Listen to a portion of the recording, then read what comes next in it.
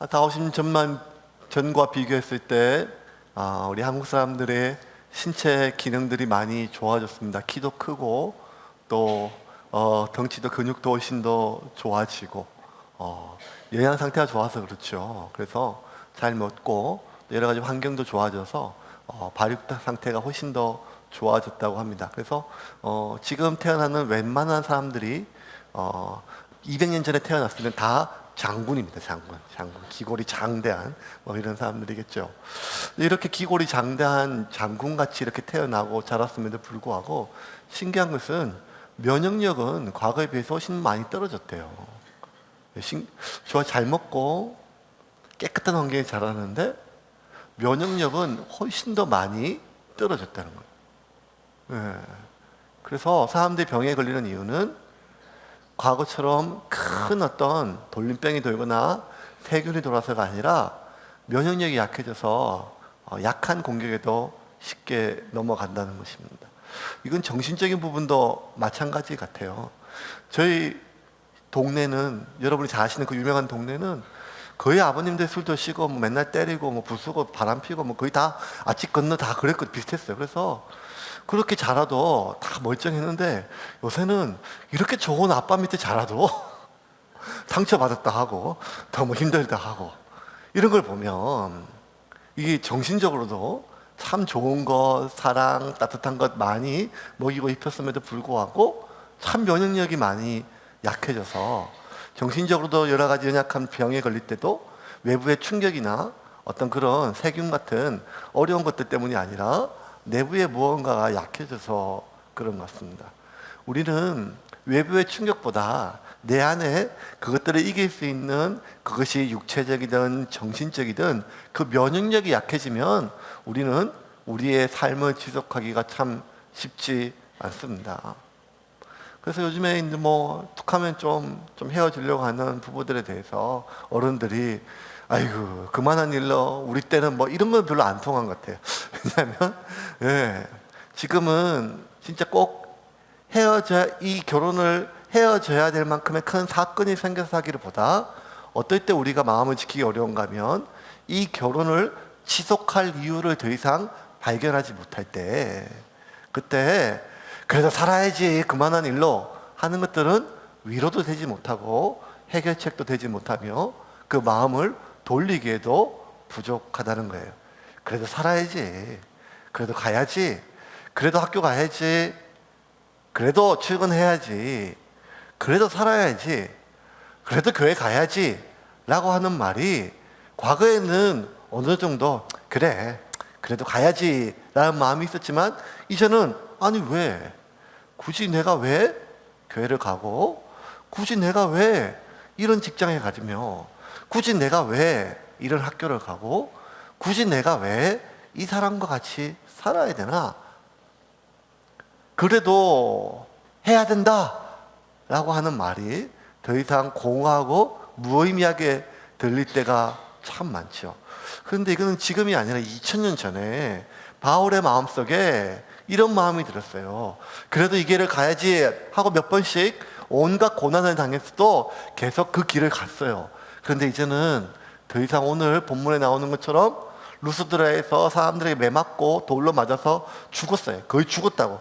그렇게 된 이후로부터는 이제는 그래도 내가 이 길을 계속 가야 되나 하는 생각이 드는데 바울은 그럼에도 불구하고 그 길을 가요.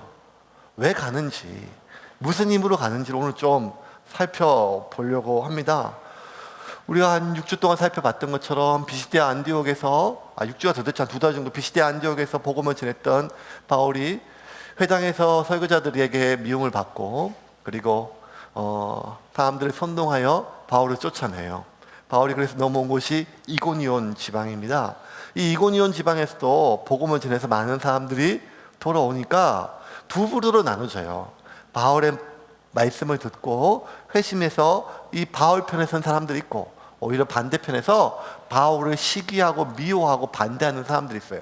바울을 반대하고 바울의 전했던 복음을 반대하는 것이 아니라 바울을 시기하는 거예요. 바울이 전했던 말을 말씀에 비추어서 논리에 반박하는 것이 아니라 바울을 시기해서 바울을 반박하니까 바울이 하는 모든 것들을 다 싫어하고 쫓아내게 되었죠. 그렇게 사람들에게 쫓겨나서 큰 위험에 당하자 이제 바울은 이 또 옆에 있는 다른 성으로 가요. 루스드라고 하는 성에 가서 복음을 전해요. 복음을 전했는데 가는 데마다 이렇게 쫓겨나는데 신기한 거는 그래도 가는 데마다 또 복음을 전해요. 자기가 전했던 복음을 전하면 사람들이 모여요. 사람들이 모이면 자기를 따르는 사람들이 있고 자기를 반대하는 사람이 있어요. 자기를 반대하는 사람들은 꼭 없는 사건을 만들고 이야기를 만들어서 자기를 쫓아내요. 이 일이 반복되면 이제 좀 조심하면 되는데 가는 데마다 그 흠없고로 당하고 또 복음을 전해요. 7절 말씀 보겠습니다. 7절입니다. 시작. 거기서 복음을 전하니라. 거기서 복음을 전했어요. 거기서 복음을 전했어요. 그래서 또 쫓겨났죠. 쫓겨나서 이제 옆에 있는 루스드라고 하는 성에 가요. 여러분 이제 앞으로 계속 무슨 성 이렇게 지명들이 많이 나오는데 이거 여러분들 한번 정리를 해서 이렇게 쫙 외우고 바울의 1차, 2차, 3차 전도여행 정리를 하면 도움이 되는 것 같지만 다 까먹습니다. 제가 이거 신학교 때 해봤어요. 신학교 때 1차, 2차 그렇게 많이 외우고 했는데 이번에 또 보는데 또 헷갈리는 거예요. 이게 어디 간 거야? 루스드라 이러면 될 거고 그냥 우리가 편하게 광주로 갔더라. 벌교로 갔더라 이러면 편한데 이런 거 먼저 모르겠고 이거 하니까 뭐 온갖 어딘 지방인지 잘 모르겠어요. 그러니까 여러분 제가 작년에 어떤 마음 먹었는가 하면 이 사도행전 들어가기 전에 전체 교인들 모아놓고 1차, 2차, 3차 지도 펴놓고 쫙 이렇게 한번 이렇게 하려고 그랬어요. 그래서 설교를 듣게 하려고. 그런데 제 기억에 어차피 다 까먹을 건데 뭐 의미가 있겠냐 하는데 그때 제가 하면 어떤 마음이 드는가 하면 2019년 하반기 그녀가 옵니다. 예, 우리 천희정 사모님이 신약 강해를 해요. 성경 2019년 하반기에 너무 좋아하지 말고 어성경 시작 강의를 들으면 바울의 1차, 2차, 3차 전도여행 지도부터 시작해가지고 쭉 사도행전을 뚫을 수 있습니다. 제가 가르친 건 까먹겠지만 이분이 가르친 건 또 귀에 쏙쏙 들어올 수 있으니까 여러분 제가 지금 홍보하는 건 아닙니다. 어쨌든 그렇게 해서 루스드라 가가지고 복음을 전해요. 복음을 전하는데 루스드라 성에서 이게 나면서부터 걷지 못했던 지체장애인이에요. 선천성 장애인이 있어서 이 바울이 보고 그를 치료하고 일어나 그래요. 베드로하고 거의 비슷한 사건들이 계속 일어나죠. 그런데 놀라운 건 뭔가 하면 루스드라가 생기고 나서 그런 일이 처음 있었던 거예요. 그 성에서 많은 사람들이 난리가 났어요. 어떻게 태어나서 한 번도 걷지 못했던 사람이 중간에 장애를 입었거나 병에 입어서 이런 게 아니라 한 번도 걷지 못한 사람이 이 바울이 한번 일어나 걸어라 기도하니까 확 일어나서 걷는 걸 보니까 온 성이 뒤집혀가지고 이 소문이 나니까 어떤 일이 벌어졌는가 하면 사람이 아니다 신이라는 거예요. 다 헬라 도시니까 전부 다 제우스 신을 믿고 에르메스 신을 믿고 막 이랬었는데 사람들이 이 바울과 바나바에 대해서 이거 제우스다 인간의 모습으로 내려왔다 에르메스가 내려왔다 하면서 제우스 신당에 있는 제사장들이 소를 끌고 사람들 끌고 꽃을 데려와가지고 이 바울과 바나바한테 와서 뭐 하는가 하면 제사를 지내려 난리가 벌어졌어요. 그러니까 베드로도 한번 기도해 사람들 죽은 사람이 살아났을 때도 이 정도는 아니었어요. 그냥 뭐 환호하고 박수치고 기도해주고 뭐 기도해달라 했지 자기한테 하나님이라 하고 제사를 지낸 적은 없단 말이에요. 그런데 이 바울과 바나바한테 이 성에 있는 대부분의 사람들이 사제들이 모여가지고 당신은 신입니다. 당신은 신입니다 하면서 막 제사를 지내고 경배를 하려니까 바울과 바나바가 놀래가지고 그러면 안 된다 이럴 수 없다면서 막 옷을 찢고 사람들을 만류해요. 만류를 하면서 정말 애를 많이 써요. 얼마나 그래서 겨우겨우 사람들 진정을 시킵니다. 18절입니다. 18절 말씀 같이 시작. 이렇게 말하여 겨우 무리를 말려 자기들에게 제사를 못하게 하니라. 그러면서 막 복음을 전하는데 이 사중에도 복음을 전하는데 뭐란가 하면 겨우 말렸대요. 겨우 말렸어요. 겨우 제발 좀 그러지 마세요 하면서 겨우 말려가지고 나는 신이 아니고 여러분들 이렇게 하니까 하나님이 나를 보내서 여러분에게 이 세상의 신은 하나님 한 분밖에 없음을 전하는 것입니다 하면서 복음을 막 전하기 시작합니다. 겨우 말렸어요. 겨우 말렸어요. 그런데 여러분 보세요. 18절까지, 이 8절부터 17절까지 너무 길어서 제가 안 읽었는데, 사람들이 환호하고 박수치고 그런 정도가 아니라 막 꽃을 들고 재물을 들고 제사를 지내고 경배를 하고 쳐다보지도 못하고 막 신이 내려왔다고 감격해가지고 막 그냥 뭐 이랬던 사람들이 18절에 이렇게 겨우 말렸는데 19절에 보니까 이렇게 갑자기 바뀌어요. 19절 볼까요? 같이 읽겠습니다. 시작. 유대인들이 안디옥과 이고니온에서 와서 무리를 충동하니 그들이 돌로 바울을 쳐서 죽은 줄을 알고 시외로 끌어 내치니라. 아, 루스드라 화끈해요. 예, 환호 아니면 돌로 쳐요 그냥. 아니 무슨 중간이 없어요. 실망하더라, 의심하더라, 미워하더라, 안 믿더라, 뭐 이런 게 있어야 되잖아요 중간에. 근데 방금 전까지 제사 지내고 신이라 하고 막 경배를 하고 난리를 치려고 그걸 말리더라 그랬는데, 갑자기 그냥 사람들이 와서 몇 마디 하니까 넘어가서 바울과 바나바를 돌려쳐서 죽였어요. 진짜 실제 죽었어요. 죽은 거 확인하고 성 밖에 그냥 버렸어요, 시체를. 그러니까 바울과 바나바가 이게 얼마나 놀랐을까요? 방금 전까지 그렇게 했던 사람이 갑자기 바뀌어서 자기를 돌로 쳐서 죽이니까. 세상에 이것만큼 힘들고 어려운 경우가 어디 있겠어요. 근데 이렇게 죽은 거, 숨이 끊어진 거 확인하고 더 시체를 그냥 죽은 개 버리듯이 성 밖에 버렸는데 다행히 정신이 들었어요. 20절입니다. 20절 말씀 같이 읽겠습니다. 시작. 제자들이 둘러섰을 때에 바울이 일어나 그 성에 들어갔다가 이튿날 바나바와 함께 더베로 가서. 제자들은 꼭 사건이 끝난 뒤에 옵니다. 돌이 날라올 때 오면 얼마나 좋아요.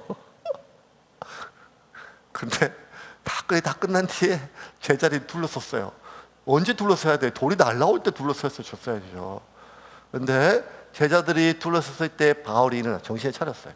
그래서 그 성에 들어갔다가 이튿날 바나바와 함께 더베, 옆에 있는 이웃성에 더베로 가요. 정신을 차렸던 이 바울의 심정이 어땠을까요? 여러분, 사람이 한번 여러분 이렇게 초등학교 때, 중학교 때 싸우고 나서 이렇게 주먹에 맞고 이런 경험 잘 없어요. 저도 뭐 별로 없어요. 근데 제가 안양에서 사역할 때 한번 이렇게 따기를 맞은 적이 있었거든요. 금요철학 하는데 이제 그 술 먹은 아저씨가 이렇게 와가지고 뒤에서 막 소란케 해요. 우리 교회 집사님 남편인데 그걸 몰랐어요. 제가 간지 얼마 안 돼가지고. 그래 이렇게 이러시면 안 된다고. 근데 막 소리 지르고 막 예배 시간에 막 그러니까 네가 뭐야 뭐 그러면서 저놈은 뭐야, 설교하는 담임 목사 뭐 저놈은 뭐야 막 하니까 제가 그냥 그때들은 이제 뭐 버쩍 이렇게 안아가지고 예배실 밖으로 나갔어요. 이렇게 놓으니까 이분이 당황했어요. 뭐 이놈 하다가 막 그냥 뭐 술 먹은 사람 말만 세지 뭐 힘이 별로 안 세거든요. 버쩍 들어가 손 안 댔어요. 그래서 이러시면 안 되십니다. 어르신 이러시지 마세요. 또 내려놓자마자 갑자기 별이 번쩍 가는 거예요. 여기를 정통을 이렇게 맞아가지고 예, 그러니까 한 진짜 초등학교 이후로 한 30년 만에 처음 맞은 것 같아요. 퐁 맞아가지고 정신 하나도 없어요. 우울 하다가 그래가지고 막 갔어요. 가고 막 그 다음날 마치 자기가 맞았다고 아들 데려와가지고 막 난리가 났었거든요. 근데 그날 밤에 너무 속상해 잠이 안 오는 거예요. 근데 나도 칠걸. 왜 병신같이 맞고 있을까? 왜 나도 때릴걸? 뭐 이렇게 하고 막 사람이 맞으니까 너무 수치심이 생기는 거예요. 이게 막 그냥 이게 어릴 때 막 치고받고 싸운 게 아니라 그냥 맞으니까 너무 수치심. 근데 바울이요 돌에 맞았어요. 돌에 한두 대 맞은 게 아니라 사람이 죽었어요. 목숨이 끊어질 때까지. 이게 막 진내기지고 사람이 사람한테 이게 그 모욕감이 이런 게 아니라 그냥 짐승처럼 여겨지는 이러한 심정 속에서 이 참담함이 말로 다 할 수가 없지요. 그런데 어느 정도 가면 아니 방금 전까지 나한테 꽃 들고 온 게 아니라 경배를 하고 제사 지내면서 신이라고 하고 하나님이라고 하고 당신 같은 사람이 없다고 나를 축복해 달라고 하고 손 얹어 달라고 하고 기도해 달라고 하고 이렇게 했던 사람이 갑자기 돌변해가지고 수십 명이 수백 명이 돌로 쳐서 자기를 죽였다고 했을 때 이 바울의 마음속에 이 참담함이 말로 다 했었어요. 어떤 마음이 드는가 하면 무섭다. 사람이 진짜 무섭다.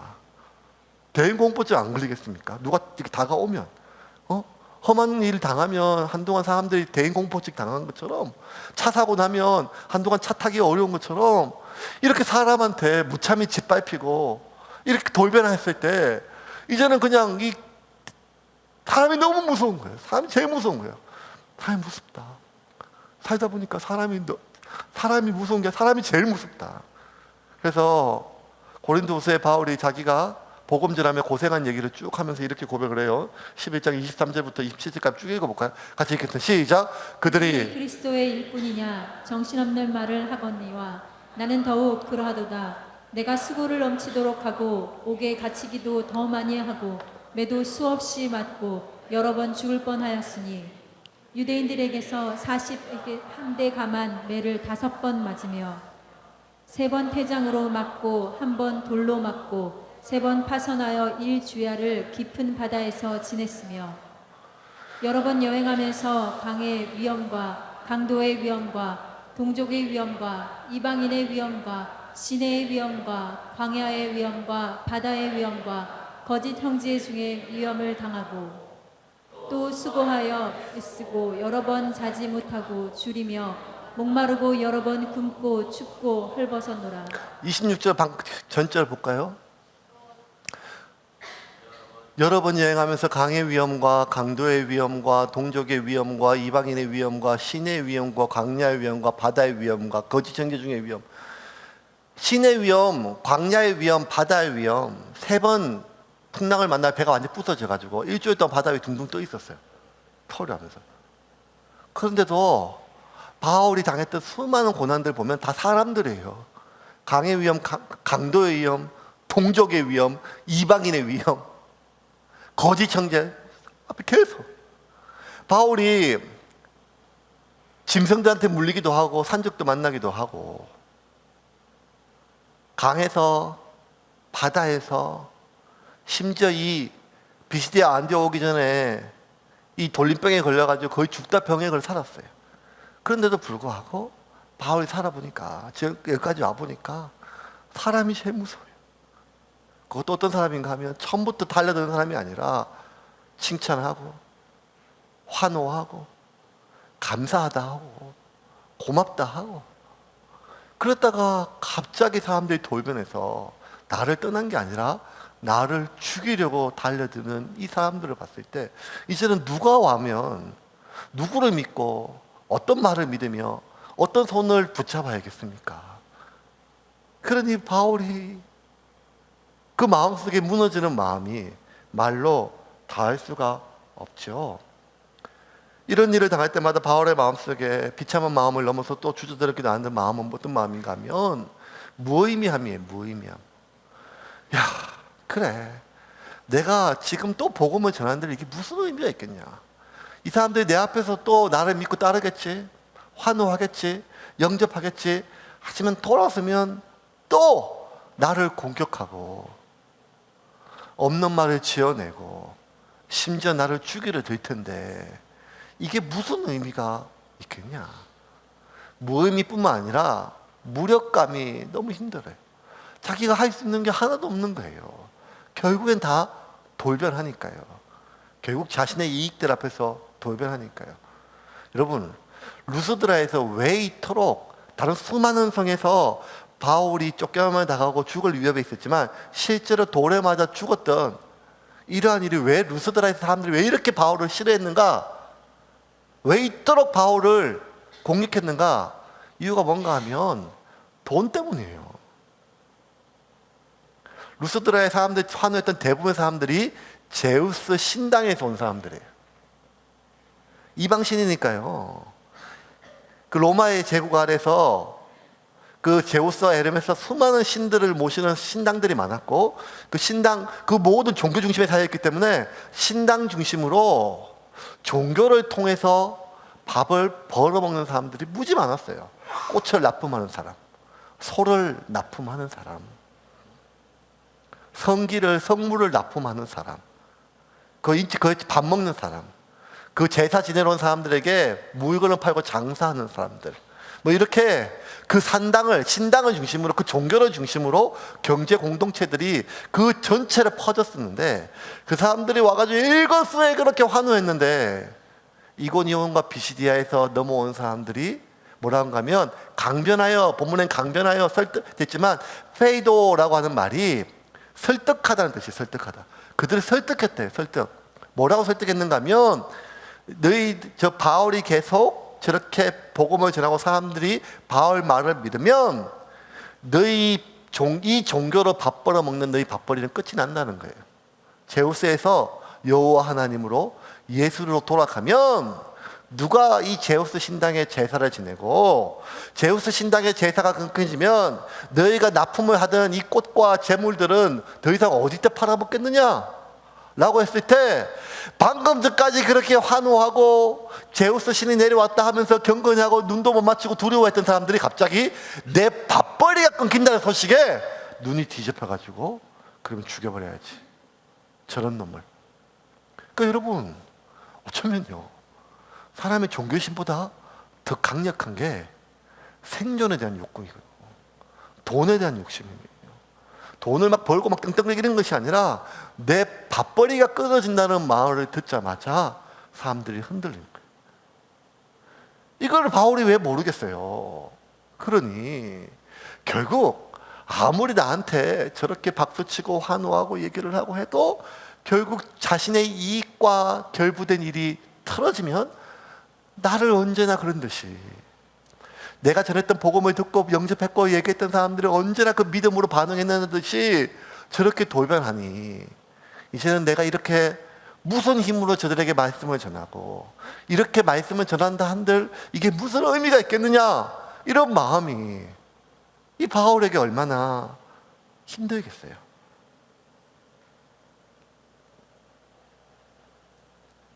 그런 참담한 심정으로 바울은 더베로 갔어요. 20절, 21절 같이 한번 읽어볼까요? 오늘 본문 20절과 21절 같이 읽어 시작. 제자들이 둘러섰을 때에 바울이 일어나 그 성에 들어갔다가 이튿날 바나바와 함께 더베로 가서 복음을 그 성에서 전하여 많은 사람을 제자로 삼고 루스드라와 이고니온과 안디옥으로 돌아가서 그 비참함과 그 무의미함과 그 무력감으로 참담한데 그 더베로 도망가서 첫 마디가 뭔가 하면 복음을 그 성에서 전하여. 그 바울도 정상은 아닌 것 같아요. 아니 방금 그 일을 겪었잖아요. 사람이라면 무섭잖아요. 이제 이게 무슨 의미가 있냐. 내가 할 수 있는 게 아무것도 없다. 그런데도 그 마음속에 그 돌에 짓이겨졌던 짓밟혔던 비참함이 아직 치워지지 않았어요. 그 돌에 찢어진 그 상처가 아직 치유되지 않았어요.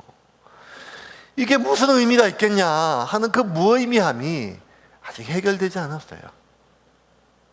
내가 이제 할 수 있는 게 아무것도 없구나 라고 하는 나의 초라함과 무력함이 그 무엇으로도 대체되지 않았어요. 그냥 그 비참함과 그 무의미함과 그 무력함과 그 무능감 속에 더베로 갔는데 그래도 비참해도 복음을 전해요. 무의미해도 복음을 전해요. 참 무력하고 그래도 복음을 전해요. 이러한 바울의 사건을 보면 바울이 왜 그토록 자신을 향하여 환호하고 제사 지내는 사람들을 말로 했는지가 이해가 좀 돼요. 바울은 이렇게 사람의 기적이나 사람을 보고 사람한테 환호하고 사람한테 박수치는 그 사람을 향하는 마음이 얼마나 돌변할 수 있는지 그 위험성을 일찍이 수많은 경험을 통해서 알았던 거죠. 여러분, 사람의 마음을 얻고 싶은 거 그거 당연해요. 우리는 어쩌면 돈을 얻고 싶은 것보다 사람의 마음을 얻고 싶을 때가 더 많아요. 내가 좋은 사람 되고 싶고 내가 이 사람한테 꼭 필요한 사람 되고 싶고 더 중요하게 내가 이 사람한테 꼭 고마운 사람이 되고 싶은 마음이 당연하죠. 그게 꼭 나쁜 마음은 아니에요. 그런데 여러분, 사람의 마음을 얻기 위해서 내가 호의를 베풀고 내가 희생을 해서 나에게 호감을 갖게 하고 나를 환호하게 만들면 반드시 그 사람은 돌변하게 됩니다. 목회자는 그런 유혹 참 많이 받아요. 사람의 마음을 얻으면요, 목회하기 참 편해요. 내 편을 만들면, 내 사람을 만들면 그만큼 사역이 편한 게 어디 있겠어요. 그런데 여러분, 그렇게 내 사람을 만드는 것이요, 말씀을 통하여 하나님의 사람을 만드는 것보다 훨씬 더 쉬워요. 말씀을 먹이고, 말씀을 입히고, 말씀을 잘 녹아들어서 한 사람이 하나님 앞에 돌아오고 하나님의 사람으로 성장하는 것은 시간이 오래 걸리는데, 한 사람을 나한테 돌리는 건 참 쉬워요. 호의를 베풀고 도와주고 희생하면서 계속 확인하면 돼요. 내가 얼마나 좋아? 이거 내가 줬어. 이거 내가 줬어. 이거 내가 줬어. 얼마나 웃긴지 알아요? 저도 가끔 선교원에 올라가면 애들한테 사탕 같은 거 들고 가지고 좋아가지고 방금 전까지 저를 무슨 닭 쳐다보시다 안 쳐다보는 놈들이 저를 보면 목사님하고 막 달려와요. 그럼 제가 물어봐요. 이거 누가 줬어? 꼭 확인해요. 내가 준 거란 거죠. 날 배신하지 말라고. 근데 그거 딱 받아 먹고 10초도 안 돼서 배신해요. 딱 하죠. 어릴 때부터 인간은 배신의 동물이라는 게 증명이 됐어요. 선교원도 상관이 없어요.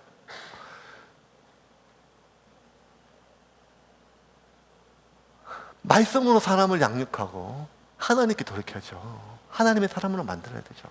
근데 우리는 자꾸만요, 내 사람을 만들고 싶어요.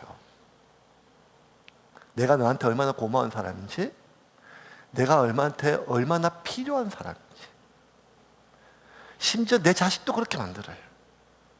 말씀을 통하여 하나님을 만났는지 확인한 게 아니라,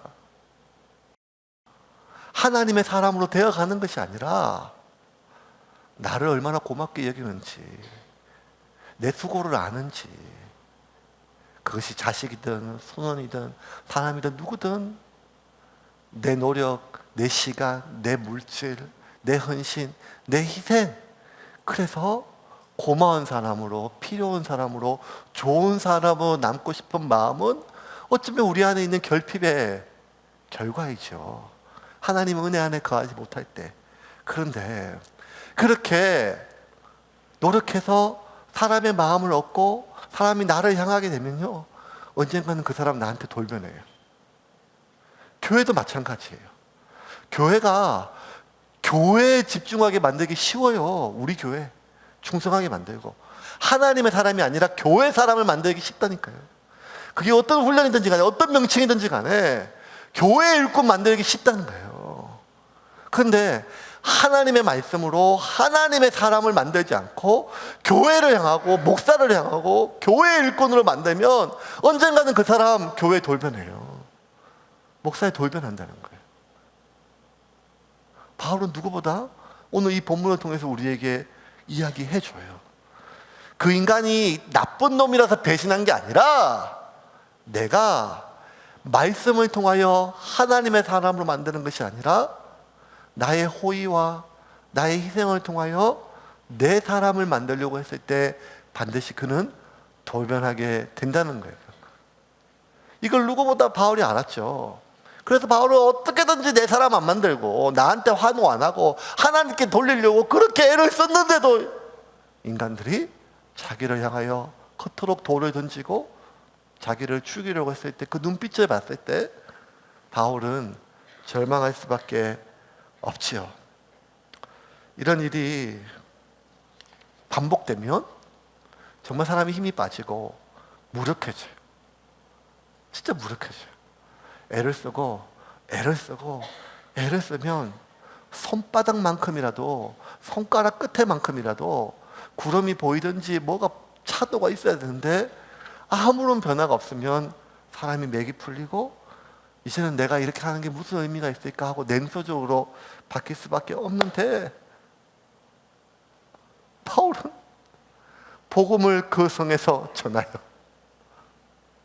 들것에 실려갔는지 부축을 받고 받은지도 모르겠지만 그렇게 가서 자기 몸 하나 가루지도 못할 만큼 육체도 너덜너덜하고 멘탈도 정서도 다 너덜너덜해졌는데 거기 가서도 또 복음을 전한 그 힘이 뭘까요? 그 이유가 뭘까요? 사람이라면 진절머리가 치고 무서워서 보기도 싫은데요. 그런데 바울이 그럼에도 불구하고 복음을 전했던 것은 소명, 사명 이거 한 가지뿐이 아니라 그럼에도 불구하고 하나님은 이 모든 일을 합력하여 선을 이루시는 분임을 알았기 때문이에요. 사도 바울이 로마서 8장 28절에 이렇게 고백합니다. 같이 읽겠습니다. 시작. 우리가 알거니와 하나님을 사랑하는 자 곧 그의 뜻대로 부르심을 입은 자들에게는 모든 것이 합력하여 선을 이루느니라. 모든 것이 협력하여. 우리가 지난주 맥주 감사절 설교 들으면서 사람이 하나님 말씀 사는데 하나님의 모든 말씀이라 그랬잖아요. 그 말씀은 우리를 위로하고 격려하는 말씀뿐만 아니라 그 항암제처럼 나를 죽이고 고통스럽게 하는 말씀이라 할지라도 때론 그것이 나를 살리는 것처럼 우리가 알거니와 하나님을 사랑하는 자 곧 그의 뜻대로 부르심을 입은 자들에게는 모든 것이 합력하여 선을 이루니라. 이 모든 것에 대해서 동의할 수 없는 사람들이 너무 많아요. 내 자식을 하나님이 데려갔다고 생각하면, 내가 평생을 일구었던 사업체를 누군가의 배신으로 잃었다면, 내가 평생을 헌신했던 귀한 공동체인데 누군가의 모함으로 교회도 잃고 그 공동체도 잃었다면, 아니 왜 굳이 이런 것까지 사용하셔서 하나님이 사람을 이 지경까지 극한으로 몰고 가셔가지고 왜 꼭 그렇게 하는지 인정할 수 없죠. 그런데 바울은 자기를 환호하는 사람들이 자기를 돌로 치고, 자기에게 은혜를 입었던 사람들이 자기에게 없는 말을 지어내고 모함해도 결국에는 이것이 나한테 고통스럽고 용납할 수 없고 이해할 수 없는 일이지만 하나님은 이 모든 것을 합력하여 하나님의 선을 이루어가는 것을 믿었어요. 그러기에 그 비참함이 지워지지 않아도, 그 비참함이 가득하게 있어도 그래도 복음을 전했어요. 그 몸이 진리해져서 완전히 치유되지 않았어도 그래도 복음을 전했어요. 이게 무슨 의미가 있겠냐 하는 마음이, 그 의심이 여전히 남았지만 그래도 복음을 전했어요. 왜? 하나님은 이것도 사용하셔서 선을 이루실 분이라는 것을 믿었기 때문이에요. 말씀을 정리하겠습니다. 사도 바울은요 이렇게 얘기를 해요. 빨리 천국 갔으면 좋겠다. 빨리 천국 갔으면 좋겠다. 네. 저는 이제 주중에 기쁜 우리교회 김배원 목사님하고 다음 교회 선성호 목사님하고 자주 만나 밥을 먹어요. 먹으면 이제 선성호 목사님이 그냥 가끔씩 이런 얘기해요. 형, 나는 진짜 빨리 천국 가고 싶어. 목사들이 하는 말을 목사들이 잘 안 믿거든요. 근데 그게 진심같이 느껴져요. 그래서 제가 얘기했어요. 선 목사, 너 참 믿음이 좋다. 나도 그렇게 믿음 좋아하면 좋겠다. 이렇게 얘기를 해야 되는데, 너 약을 좀 먹어야겠다. 우울증이 아니냐. 자꾸 이러면 안 된다 지금. 뭐 이렇게.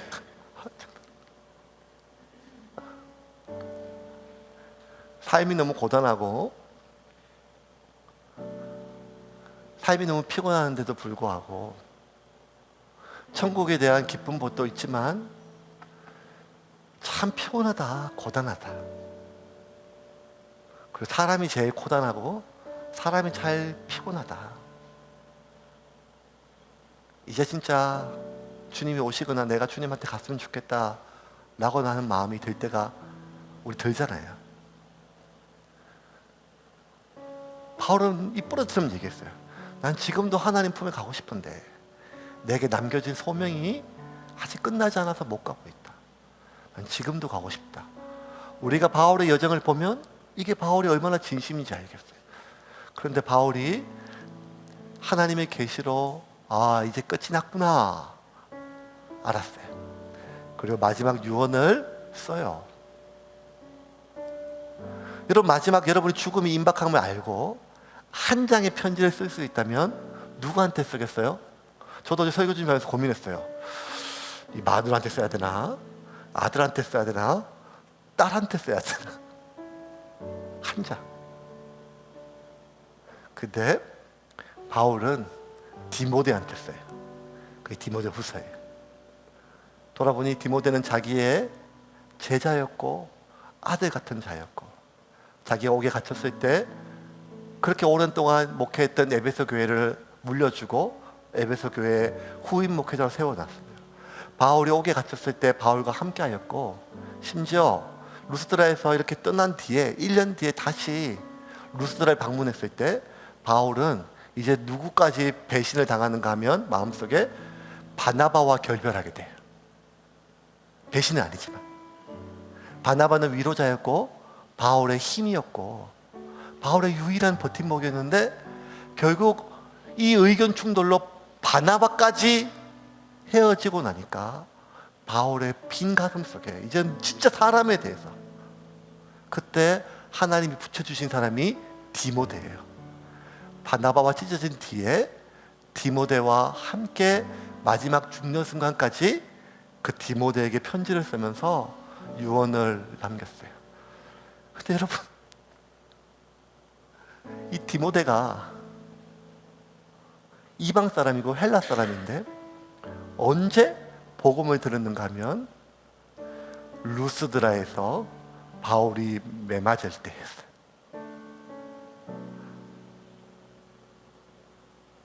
바울은 루스드라에서 자기가 그렇게 쫓겨나고 버림받았을 때 내가 이곳에 전한 것이 무슨 의미가 있겠느냐 하며 일평생 대뇌했지만, 그 순간에도 하나님은 바울의 일평생 동력자, 위로자 디모데를 그 바울이 매맞는 장면을 통하여 예수를 믿게 하고 바울로 마음을 향하게 했음을 믿으시기를 바랍니다. 그래서 바울이 죽음을 앞둔 마지막 편지에서 디모데에게 이렇게 몇 마디를 해요. 제가 그대로 읽어볼까요? 그대는 나의 훌륭한 제자였습니다. 나의 가르침, 생활 방식, 행동 지침, 믿음, 끈기, 사랑, 인내, 수고, 고난을 함께 했습니다. 그들은 내가 안디옥과 이고니온과 루스드라에서 온갖 불행 가운데 겪어야 했던 고난에도 함께 했습니다. 또한 그대는 하나님께서 나를 건져주셨다는 것을 잘 알고 있습니다. 누구든지 그리스도를 위해 살려고 하는 사람은 많은 고난을 겪게 마련입니다. 그 고난을 피할 수 없습니다. 파렴치한 사기꾼들은 계속해서 믿음을 이기적으로 이용해 먹을 것입니다. 저들은 자신들 때문에 길을 잃은 사람들 같이 그 자신들도 속아 넘어갈 것입니다. 저들이 활보하는 한 사태는 점점 더 악화될 뿐입니다. 바울이 예언대로 교회는 점점 악화되고, 교회는 교회 밖에 있는 이방인이 아니라 교회 내부에 있는 사람들 때문에 점점 어려워졌어요. 그런데 바울이 이렇게 얘기해요. 그러나 저들의 일로 당황하지 말고 그대가 배워서 믿은 것을 굳게 붙잡으십시오. 그러나 그래도 디모데 너는 나에게 듣고 배운 것을 붙잡아야 된다는 것입니다. 여러분, 이게 무슨 의미가 있냐라는 회의가 드는 사람이 있고 그런 상황이 있습니다. 내가 이런 대접을 당해야 되나 하는 비참함 속에 여전히 우리가 무기력한 채 있어야 할 때도 있습니다. 그런데 그래도 사십시오. 그리고 그 길을 가십시오. 왜냐하면 하나님이 그 모든 비참함과 무기력함과 무의미함까지 사용하여 합력하여 선을 이루실 줄을 믿으시기를 바랍니다. 이게 우리에게 소망입니다. 오늘 이 말씀은 저한테 주는 말씀입니다. 이게 무슨 의미가 있나? 어디까지 언제까지 내가 이래야 되나 하는 생각이 수십 번 되지만, 그럼에도 불구하고 그래도 이 길을 가야 될 것은 하나님이 이 모든 것을 합력하여 선을 이루시는 분임을 믿기 때문입니다. 그럼 여러분 포기하지 말고 이번 한 주도 그래도 살고 그래도 이 길 안에서 서 있기를 주님의 이름으로 축원합니다.